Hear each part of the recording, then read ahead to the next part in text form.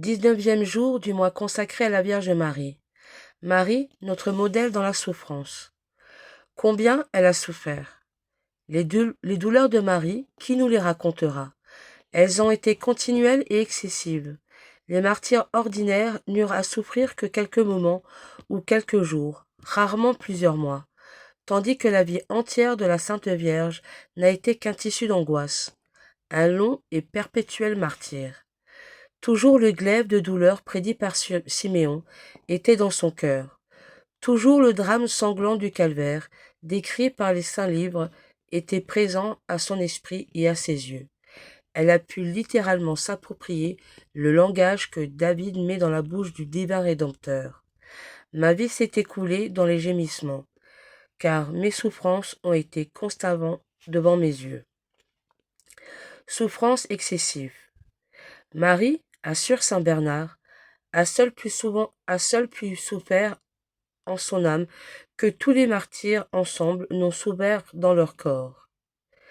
Il va jusqu'à dire que cette douleur, divisée entre toutes les créatures sensibles, leur aurait immédiatement donné la mort.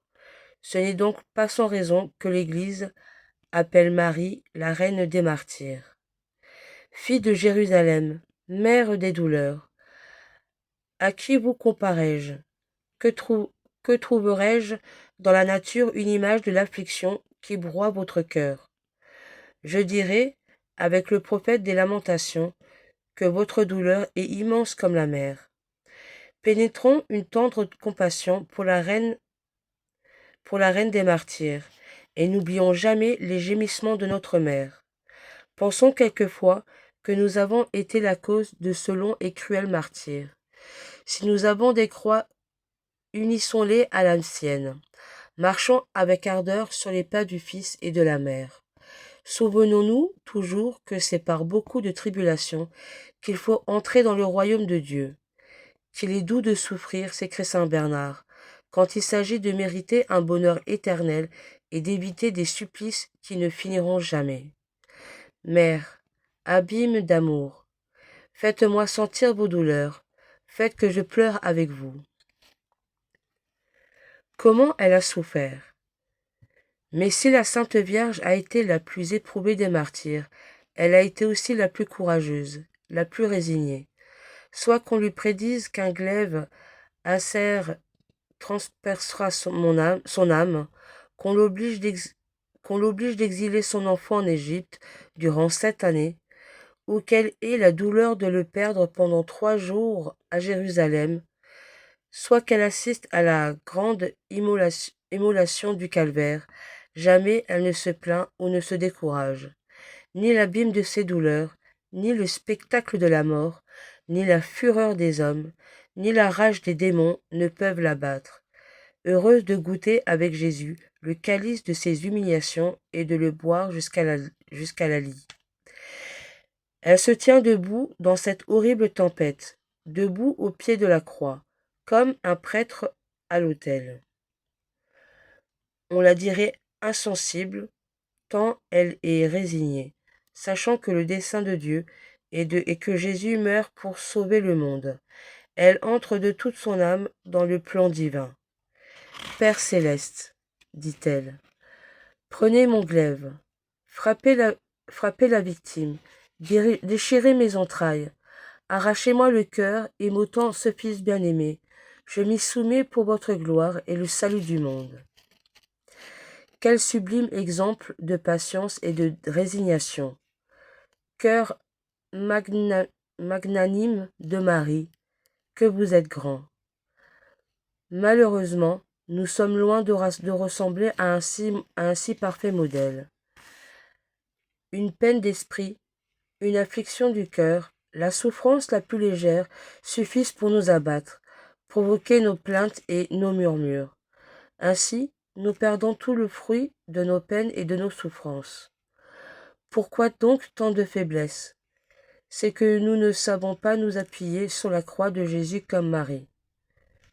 Si nous pensions plus souvent aux souffrances du divin crucifié, ce souvenir nous soutiendrait dans toutes nos épreuves et, au lieu de nous plaindre, nous dirions avec la bonne Vierge, Père, que votre volonté soit faite sur la terre comme au ciel. Prière. Seigneur Jésus, maintenant que nous connaissons les avantages de la souffrance, nous ne nous en plaindrons plus, mais nous vous dirons plutôt avec saint Augustin, coupez, brûlez dans ce monde, ne nous épargnez pas, pourvu que vous nous épargniez dans l'éternité. Marie, Mère des douleurs, Reine des martyrs, obtenez-nous la patience, la résignation. Amen. Prière de Saint Bernard, souvenez-vous. Souvenez-vous, ô très miséricordieuse Vierge Marie, qu'on n'a jamais entendu dire de ceux qui ont eu recours à votre protection, imploré votre assistance ou réclamé vos suffrages, et été abandonnés. Animée d'une pareille confiance, ô Vierge des Vierges, ô ma mère, je viens à vous et, gémissant sous le poids de mes péchés, je me prosterne à vos pieds. Ô Mère du Verbe incarné, ne rejetez pas mes prières, mais écoutez-les favorablement et daignez les exaucer. Amen. Invocation à Jésus, Marie, Joseph. Jésus, Marie, Joseph, je vous donne mon cœur, mon esprit et ma vie. Jésus, Marie, Joseph, soyez mes défenseurs pendant mon agonie. Jésus, Marie, Joseph, que doucement j'expire en votre compagnie. Amen. Magnificat. Le Seigneur fit pour moi des merveilles, saint est son nom. Mon âme exalte le Seigneur, exulte mon esprit en Dieu mon Sauveur. Il s'est penché sur son humble servante, désormais tous les âges me diront bienheureuse.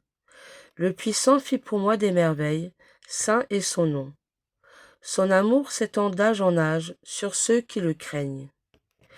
Déployant la force de son bras, il disperse les superbes, il renverse les puissants de leur trône, il élève les humbles. Il comble de bien les affamés, renvoie les riches les mains vides. Il relève Israël son serviteur, il se souvient de son amour. De la promesse faite à nos pères, en faveur d'Abraham et de sa race à jamais. Gloire au Père, au Fils, au Saint-Esprit, maintenant et à jamais, et dans les siècles des siècles. Amen.